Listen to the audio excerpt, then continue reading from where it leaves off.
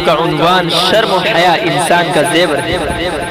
الحمدللہ رب العالمین والصلاة والسلام علی رسولہ الکریم، اما بعد، قال اللہ تعالی فی القرآن المجید، اعوذ باللہ من الشیطان الرجیم، قل للمؤمنین یغضوا من ابصارهم ویحفظوا فروجهم ذلک ازکى لهم ان اللہ خبیر بما یصنعون، وقل للمؤمنات یغضضن من ابصارهن ويحفظن فروجهن ولا يبدين زينتهن إلا ما ظهر منها وليضربن بخمرهن على جيوبهن۔ ارشاد خدا بندی ہے، اے نبی مومن مردوں سے کہو کہ اپنی نظریں بچا کر رکھے اور اپنی شرمگاہوں کی حفاظت کرے، یہ ان کے لیے زیادہ پاکیزہ طریقہ ہے جو کچھ وہ کرتے ہیں، اللہ اس سے باخبر رہتا ہے۔ اور اے نبی مومن عورتوں سے کہہ دو کہ اپنی نظریں بچا کر رکھے اور اپنی شرمگاہوں کی حفاظت کرے اور اپنا بناؤ سنگار نہ دکھائے وجود اس کے کہ جو خود ظاہر ہو جائے، اور اپنی سینوں پر اپنی اوڑھنیوں کے آنچل ڈالے رکھے۔ اسلام نے شرم و حیا کو انسان کا زیور قرار دیا ہے، عفت و عصمت، پاک دامنی اور اپنی شرمگاہوں کی حفاظت کو انسانی معاشرے کا فریضہ قرار دیا ہے۔ پاک دامنی اسلامی تہذیب کی جان اور اسلامی معاشرے کی پہچان ہے۔ جس شخص اور جس سماج میں، جس معاشرے میں شرم و حیا نہ ہو، وہ اللہ کی رحمت سے محروم ہو جاتا ہے، شیطان اس پر حاوی ہو جاتا ہے اور اللہ کے غضب کا وہ مستحق بن جاتا ہے۔ تو چیزیں انسان کو سب سے زیادہ برباد کرتی ہیں، ایک حرام خوری اور دوسرا حرام کاری۔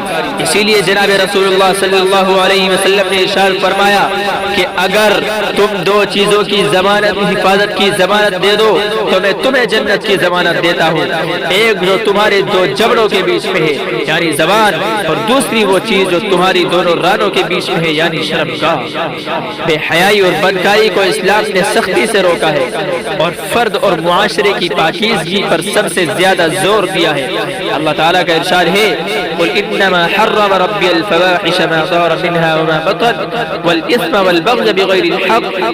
آپ فرما دیجئے، آپ کہہ دیجئے کہ میرے رب نے حرام کیا ہے بے شرمی کے کام کو، خواہ کھلے ہو یا چھپے، اور گناہ اور حق کے خلاف زیادتی ہے۔ اللہ تعالیٰ کی نظر میں انسان کا سب سے گھناؤنا جرم زناکاری ہے، خواہ زبردستی کسی کی عزت لوٹی جائے یا باہمی رضامندی سے بدکاری کی جائے، دونوں حرام ہیں۔ اللہ تعالیٰ کا ارشاد ہے، وَلَا تَقْرَبُوا الزِّنَا إِنَّهُ كَانَ فَاحِشَةً وَسَاءَ سَبِيلًا۔ زنا کے قریب بھی مت بھٹکو، بے شک زنا بدکاری اور برا راستہ ہے۔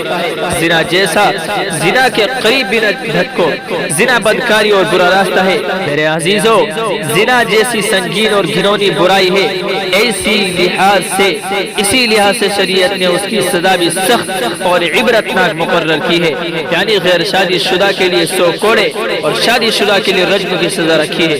یہ تو دنیا اس کی سزا ہے، آخرت میں اس کی سزا جہنم کا رسوا کن عذاب ہے۔ جیسا کہ معراج کے سفر میں رسول پاک صلی اللہ علیہ وسلم نے زنا کرنے والوں کو آگ کے کنویں میں دیکھا تھا، اللہ تعالیٰ نے جہنم کی عبرتناک سزا زنا کرنے والوں کے لیے مقرر کی ہے، حالانکہ یہ سزا تو کافروں اور مشرکوں کی ہے۔ اس کی وجہ یہ ہے کہ شرک اور بدکاری دونوں میں ایک گندگی مشترک ہے۔ شرک عقیدے کی گندگی اور زنا کردار کی گندگی ہے۔ شرک ایمان کا زبان اور دل سے انکار ہے اور زنا کاری ایمان کی عمل نفی ہے۔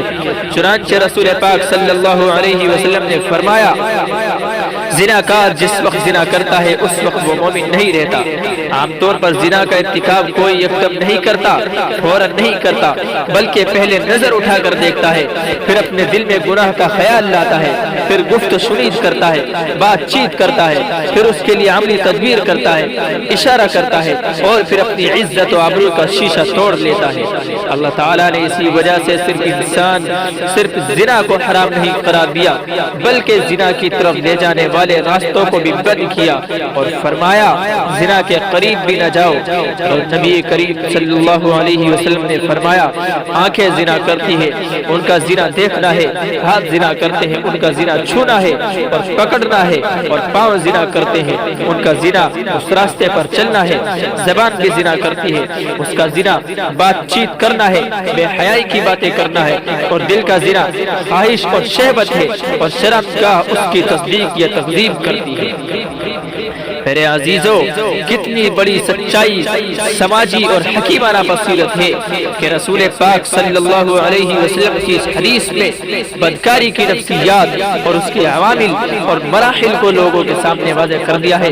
اللہ تبارک و تعالی نے زنا کے ان تمام راستوں کو بند کرنے کے لیے مومنوں کو شرم و حیا اور پاک دامنی کے ایسے احکام دیے ہیں جو ان کی شخصیت اور سیرت کو پاکیزگی اور معاشرے کو اخلاقی بلندی عطا کرتے ہیں۔ صاحب کردار وہ نہیں ہے جس نے برائی اس وجہ سے نہیں کی کہ اس کو موقع نہ ملا، بلکہ با کردار مومن تو وہ ہے جس کو بدکاری کا موقع ملا مگر اللہ کے خوف سے اس نے بدکاری نہیں کی۔ حضرت یوسف علیہ السلام کی مثال رہتی دنیا تک کے لیے روشن ہے، مثال ہے ان کی مالکہ جو حسن اور دولت کی بھی مالکہ تھی۔ جب برائی کے لیے بلایا تو آپ نے انکار کر دیا، پاک دامنی کی خاطر جیل کی سزا کاٹی مگر بدکاری کا ارتکاب نہ کیا۔ یہ سارے انسانوں کے لیے نمونہ ہے۔ بدکاری اور بے حیائی سے بچنے کے لیے اسلام کا پہلا حکم شرم و حیا کا احساس اور نگاہ کو نیچے رکھنا ہے۔ یہ حکم مرد و عورت، لڑکے لڑکیاں دونوں کے لیے ہے۔ اگر نگاہ میں شرم و حیا نہیں ہے اور مرد و عورت ایک دوسرے کو دیکھ کر لذت حاصل کرتے ہیں، سرور حاصل کرتے ہیں، تو بدکاری میں مبتلا ہونے کا پورا اندیشہ ہے۔ اسی لیے رسول پاک صلی اللہ علیہ وسلم نے حکم دیا تھا، کسی عورت کو بار بار نہ دیکھو، پہلی نظر تیری ہوگی مگر دوسری نظر درست نہیں ہوگی۔ اس زمانے میں اخلاقی کردار کی بربادی سب سے زیادہ نظر بازی کی وجہ سے ہے۔ اسی وجہ سے جملہ بازی، چھیڑ چھاڑ اور غیر اخلاقی حرکات سرزد ہوتی ہیں۔ بدکاری و بے حیائی سے محفوظ رہنے کے لیے دوسرا حکم اسلام نے مرد و عورت دونوں کو یہ دیا ہے کہ اجنبی مرد و عورت تنہائی میں نہ ملے، کیونکہ جب دو اجنبی مرد و عورت تنہائی میں ہوتے ہیں تو تیسرا شیطان ہوتا ہے جو ان دونوں کے دلوں میں برائی کی چنگاری چھوڑتا ہے اور یہ چنگاری شعلہ بن کر دونوں کی عصمت کو جلا دیتی ہے۔ اسی لیے رسول پاک صلی اللہ علیہ وسلم نے فرمایا، کوئی مرد کسی عورت سے اس کے محرم کے بغیر تنہائی میں نہ ملے۔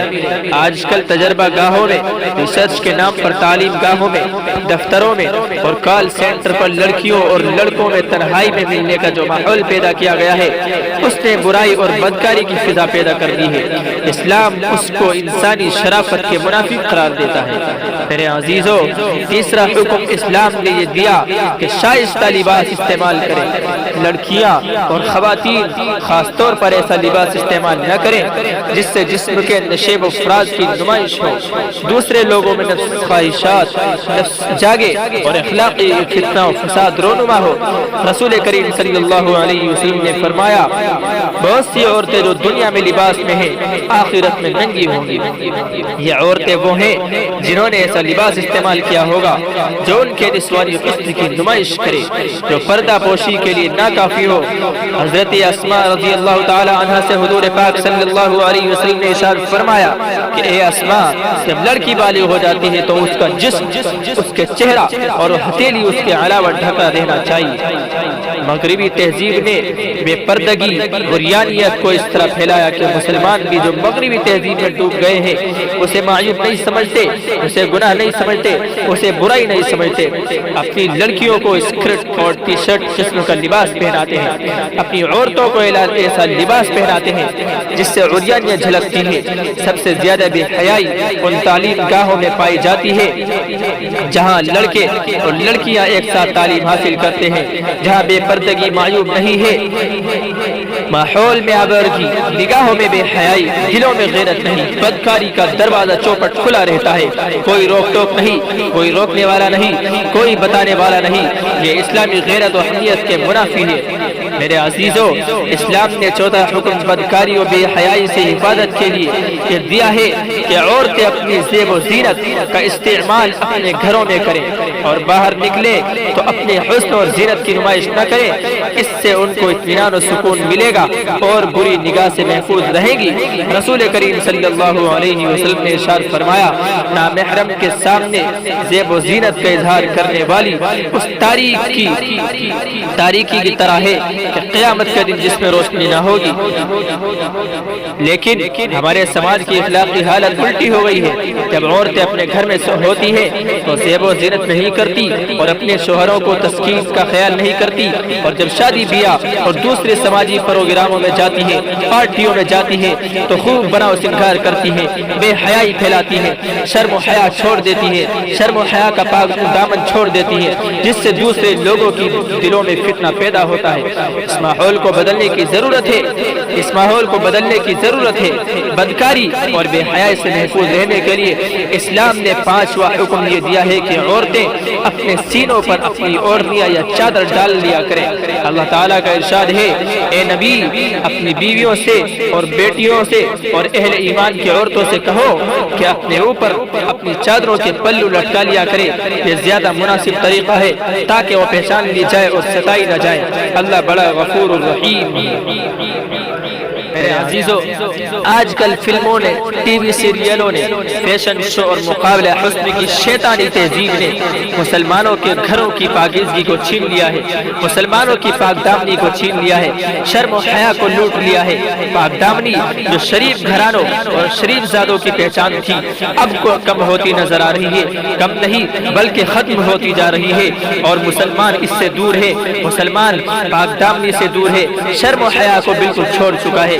میرے عزیزو, اگر باہر کا ماحول آپ کے قابو سے باہر ہے, آپ اس کو روک نہیں سکتے, شرم و حیا کے متعلق آپ کچھ بول نہیں سکتے, تو کم از کم اپنے گھر کے ماحول کی فکر کیجئے, اپنے گھروں کے اندر پاک دامنی کو پیدا کیجئے, شرم و حیا اپنے گھروں کے اندر پیدا کیجئے, ورنہ ایمان و عمل سب کچھ غارت ہونے کا اندیشہ ہے, سب کچھ برباد ہو جائے گا, سب کچھ ہمارا تباہ و برباد ہو کر رہ جائے گا.